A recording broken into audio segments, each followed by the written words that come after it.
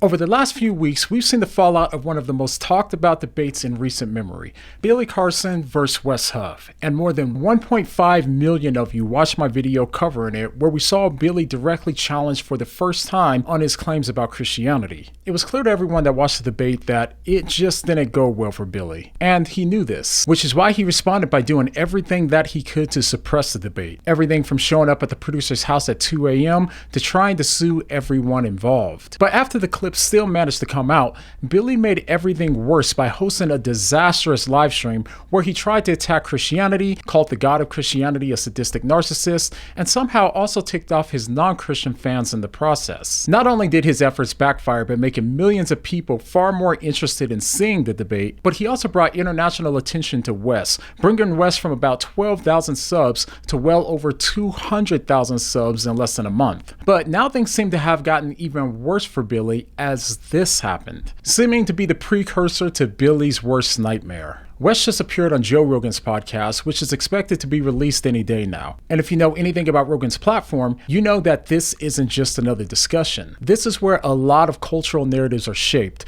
And here's why I believe this is going to change the tone for how Christianity is understood in the broader culture.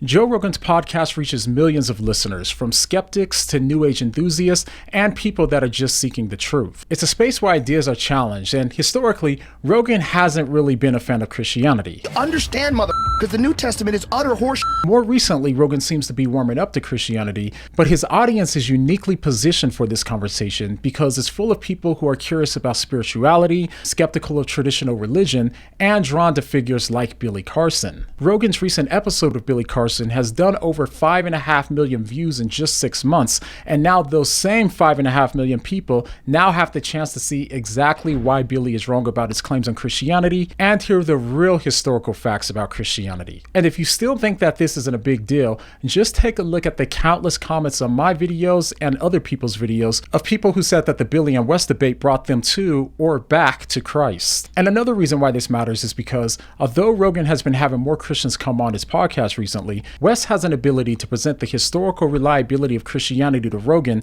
in a way that simply hasn't been done before. So now you can imagine Wes stepping into this arena, addressing Rogan's objections in the same way he addressed Billy's. And as we've shown on this channel several times, Rogan's main objections to Christianity are demonstrably false, and Wes is more than capable of articulating that truth to him in a clear and concise way. And for Billy Carson, this moment could be devastating because his ideas thrive in echo chambers, but when challenged on such a massive stage with facts, they simply won't hold up. And even more, it also has the ability to bring more people to question his New Age worldview altogether.